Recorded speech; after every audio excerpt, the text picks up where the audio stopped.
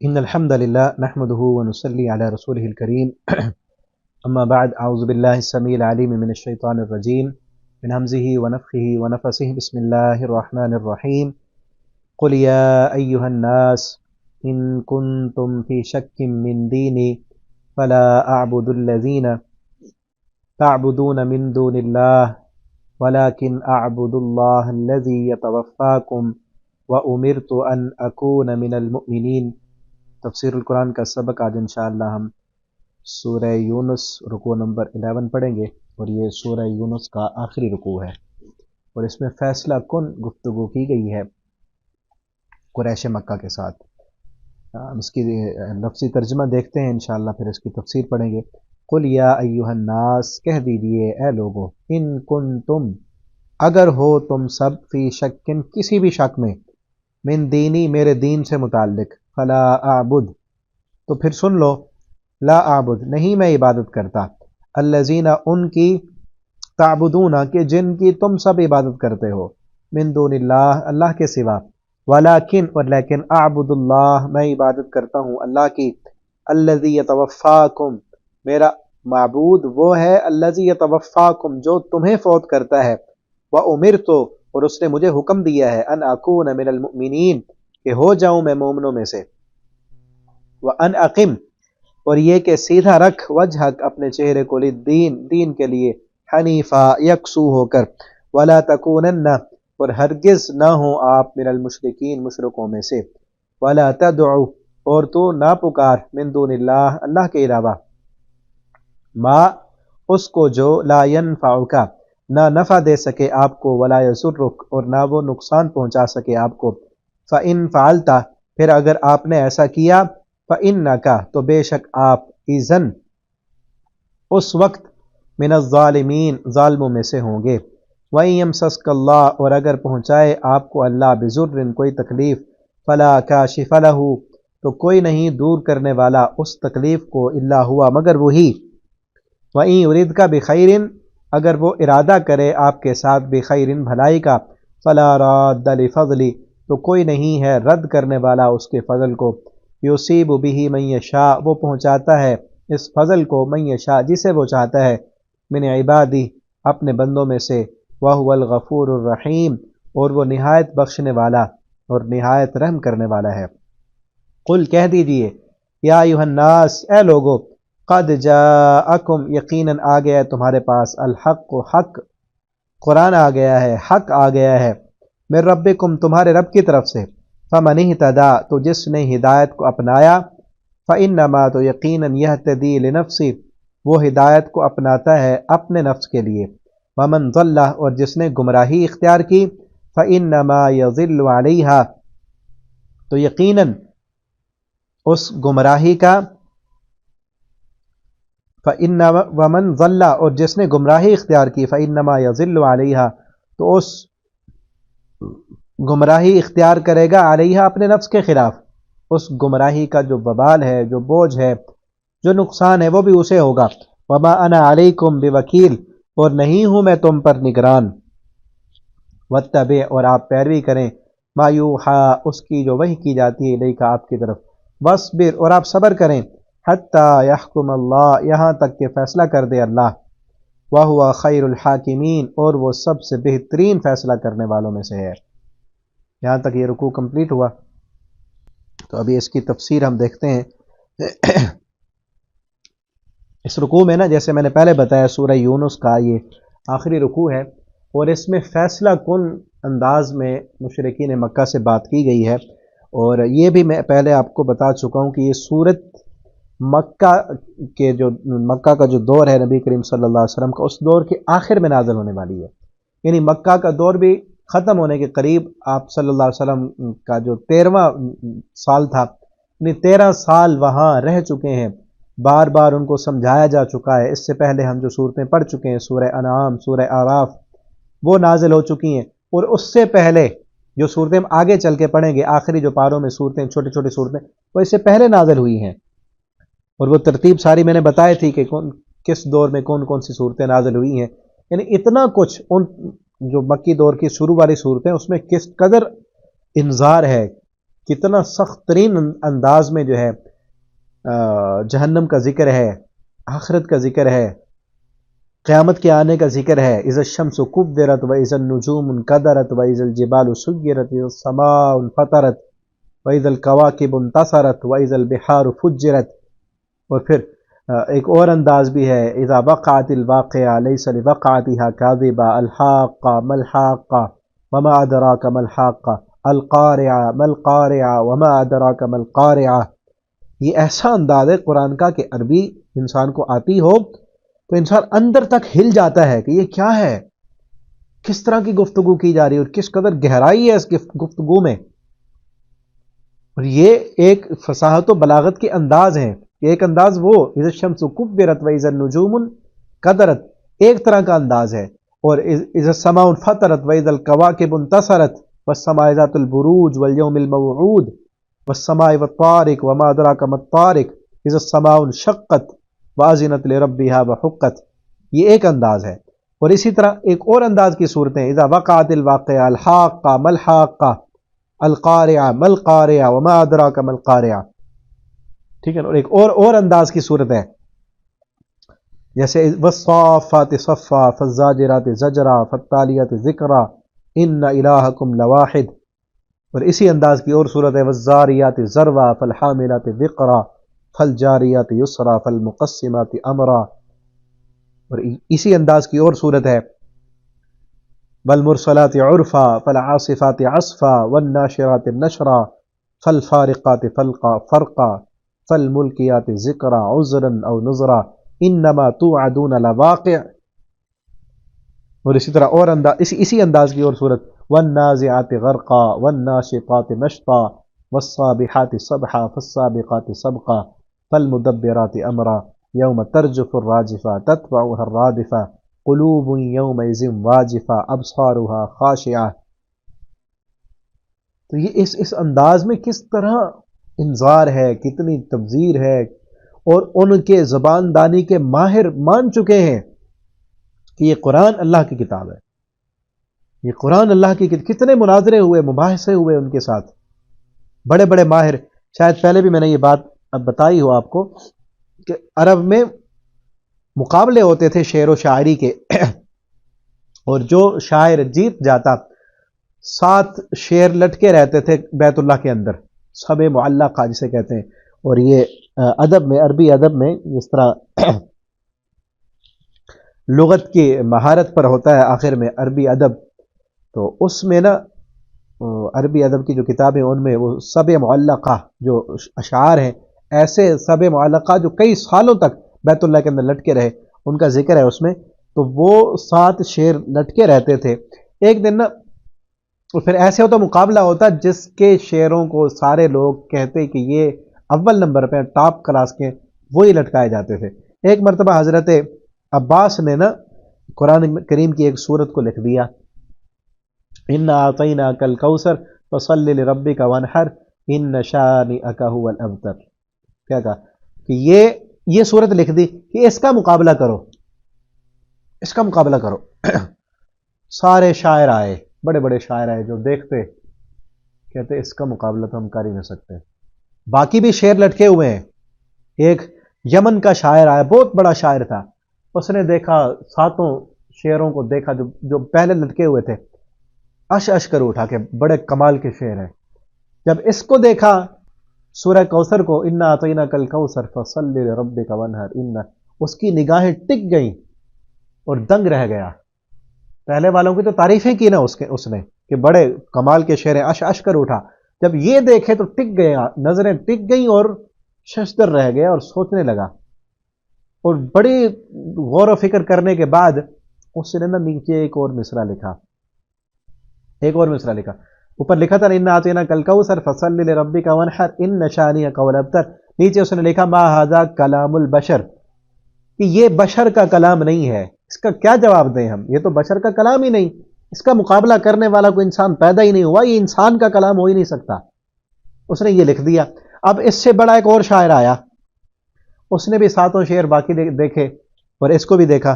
یہ صورت بھی لکھی ہوئی ہے اور نیچے یہ بھی لکھا ہے کہ ما ھذا کلام البشر. اس نے نا وہ جو نیچے لائن لکھی تھی، اب کسی نے نہیں بتایا کہ یہ کیا ہے. یہ جو صورت لکھی ہے قرآن کی صورت ہے، محمد صلی اللہ علیہ وسلم پر نازل ہونے والا کلام ہے.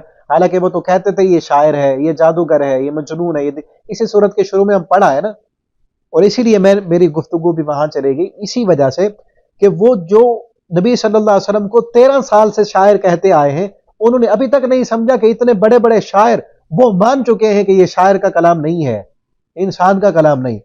یعنی اتنے بڑے شاعر آئے مہارت کے، اور 13 سال گزر چکے ہیں، سارے تجربے کر چکے ہیں کہ ان کو ابھی تک بھی یقین نہیں آیا کہ نبی صلی اللہ علیہ وسلم جو کلام ہمیں سناتے ہیں یہ شاعرانہ کلام نہیں ہے، یہ مجنون اور نعوذ باللہ دیوانے کی کلام نہیں ہے، یہ اللہ کا کلام ہے. ابھی ساری چیزیں سمجھ آ چکی ہیں، صرف ضد اور ہٹ دھرمی پر اڑے ہوئے ہیں.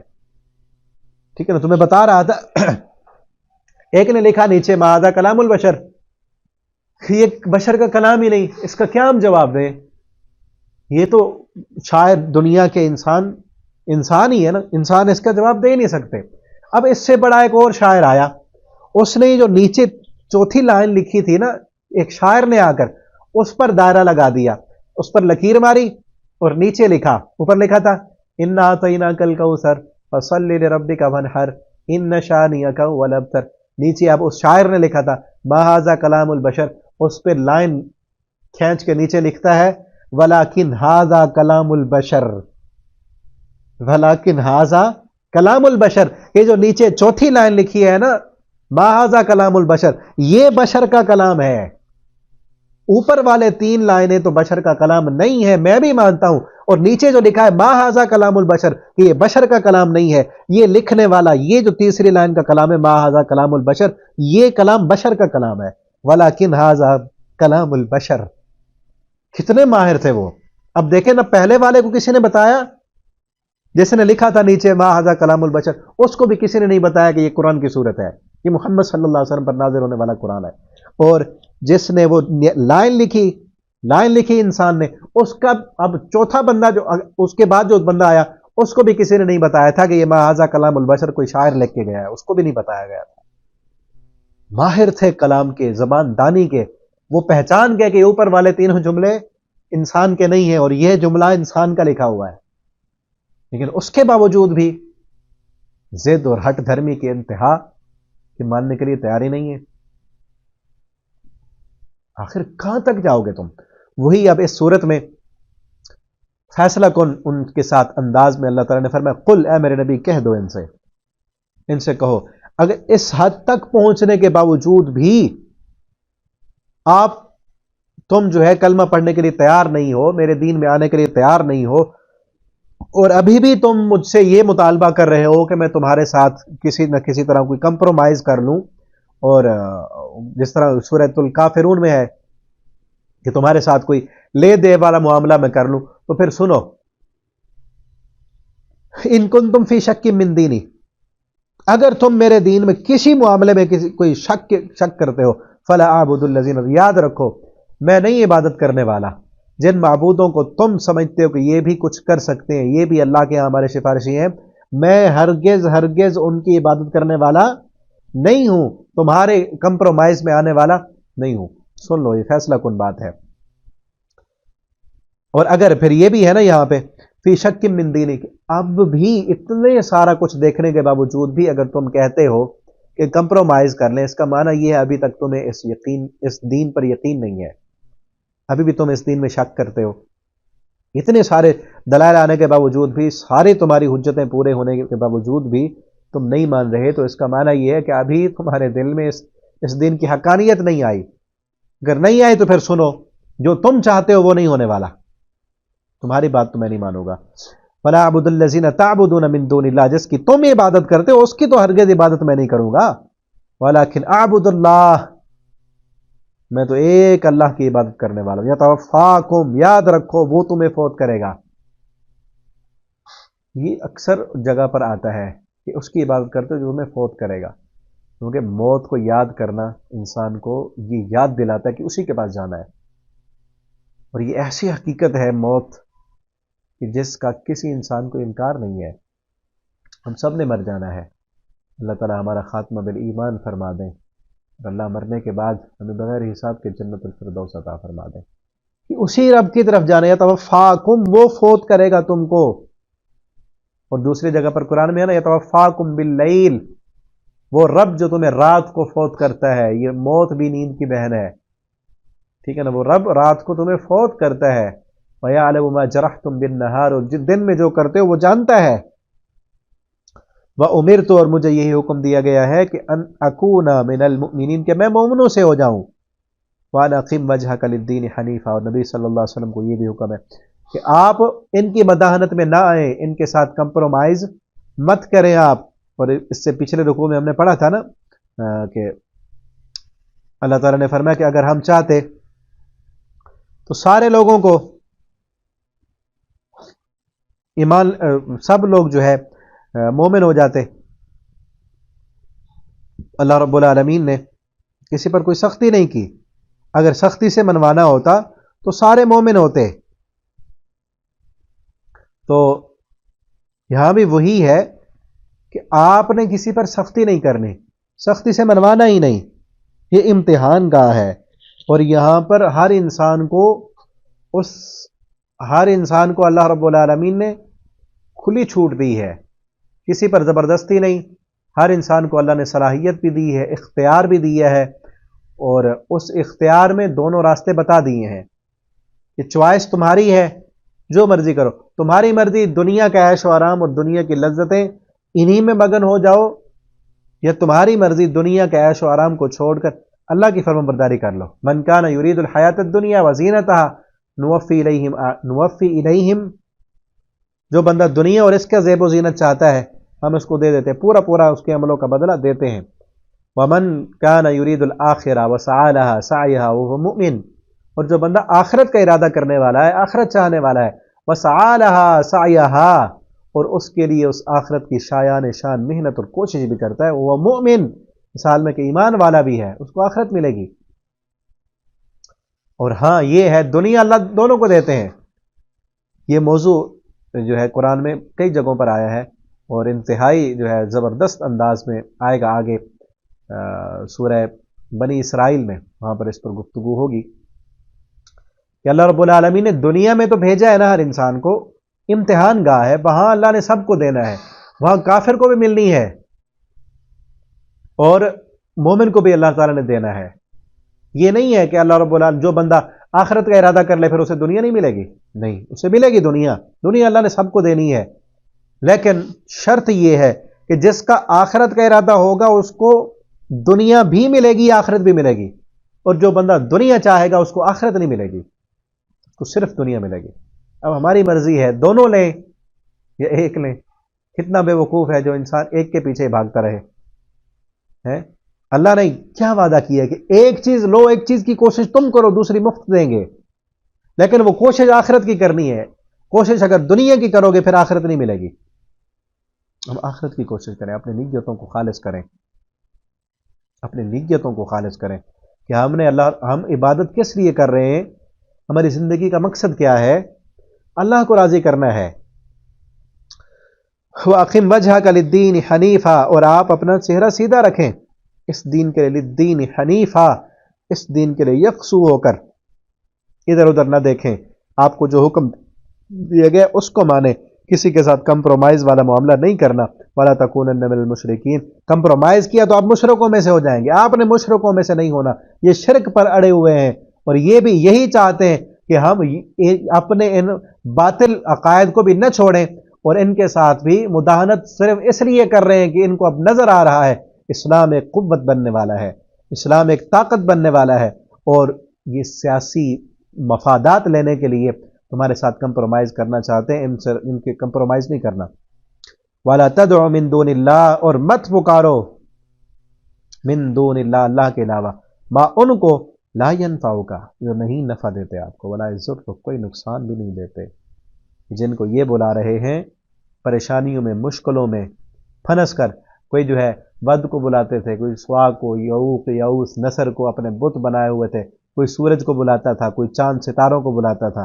اللہ فرماتے ہیں نہ یہ نفع دینے کے لائق ہیں نہ یہ نقصان دے سکتے خود بھی. اور ان کے ذہنوں میں کیا تھا کہ جن کی مورتیاں انہوں نے بنائی ہوئی تھیں ان کے ذہنوں میں وہ بزرگ ہستیاں تھیں وہ نیک اللہ کے اولیاء تھے جو پہلے فوت ہو چکے تھے، اب وہ خود فوت ہو گئے، خود قبروں میں ان کی مٹی جو ہے، ان کے جسم مٹی میں مٹی ہو گئے، کیا فائدہ دیں گے؟ ان کو مت بلاؤ جو نہیں فائدہ دیتے، نہ نقصان دے سکتے۔ فَإِنْ فَعَلْتَ، اگر آپ نے یہ کیا، فَإِنَّكَ إِذًا مِّنَ الظَّالِمِينَ، آپ ظالموں میں سے ہو جائیں گے۔ اب یہ نبی صلی اللہ علیہ وسلم کو کہہ کر پوری امت کو خطاب ہے۔ آپ صلی اللہ علیہ وسلم سے تو یہ سوچا بھی نہیں جا سکتا کہ آپ اللہ کو چھوڑ کر کسی اور کو بلاتے۔ خطاب قیامت تک آنے والے مسلمانوں کو، قرآن پڑھنے والوں کو ہے کہ اللہ کو چھوڑ کر کسی اور کو مت بلانا۔ جو فوت ہو چکے، جو قبروں میں چلے گئے، چاہے وہ نیک تھے، بزرگ ہستیاں تھیں، ان کو نہیں بلانا، ایک اللہ کو بلانا ہے۔ مشکل میں پھنسو تو اللہ کے سامنے گڑ گڑانا ہے، ہاتھ اسی کے سامنے پھیلانے ہیں، رکوع اور سجدہ اسی کے سامنے کرنا ہے۔ فَإِنْ فَعَلْتَ، اگر آپ نے ایسا کیا کہ اللہ کو چھوڑ کر کسی اور کو بلایا، کسی اور کو مشکل کشا اور حاجت روا سمجھا، تو آپ ظالموں میں سے ہو جائیں گے۔ وَإِنْ يَمْسَسْكَ اللَّهُ بِضُرٍّ، اور یہ بھی یاد رکھو، اگر اللہ اور پہنچانا چاہے آپ کو اللہ بضرن کوئی تکلیف، اللہ تعالیٰ اگر آپ کو کوئی تکلیف دینا چاہتے ہیں، فلا کاشف لہ، اس تکلیف کو کوئی روکنے والا نہیں ہے، اس تکلیف کو، اس مصیبت کو کوئی دور کرنے والا نہیں، الا ہوا، مگر وہی۔ اگر تم سے کوئی گناہ ہو گیا ہے اور تمہیں ڈر لگتا ہے کہ ہمارے اس گناہ کی وجہ سے ہمیں اللہ رب العالمین پکڑ نہ لیں، اللہ رب العالمین کی سزا نہ آ جائے ہم پر، تو اس سزا سے بچنے کے لیے کوئی اور جگہ ہے ہی نہیں کہ جہاں تم جا کے چھپ سکو، اور وہ شخص، وہ شخصیت یا وہ انسان یا کوئی نبی ولی کوئی ایسا ہے ہی نہیں کہ جہاں جا کر تم پناہ لو اور وہ یہ کہے کہ میں اللہ کی سزا سے تمہیں بچا لوں گا، ایسے نہیں ہو سکتا۔ فلا کاشف لہ، کوئی بچانے والا نہیں، الا ہوا، اللہ کی پکڑ سے بچائے گا تو ایک اللہ رب العالمین ہی بچائیں گے، الا ہوا، مگر وہی۔ لا ملجا ولا منجا منک الا الیک، اللہ کوئی جائے پناہ نہیں، تجھ سے بھاگ کر کہاں جائیں گے؟ لا منجا، کہیں کوئی پناہ نہیں ہے، کوئی جائے پناہ نہیں ہے، کون بچائے گا ہمیں؟ کدھر جائیں گے ہمیں؟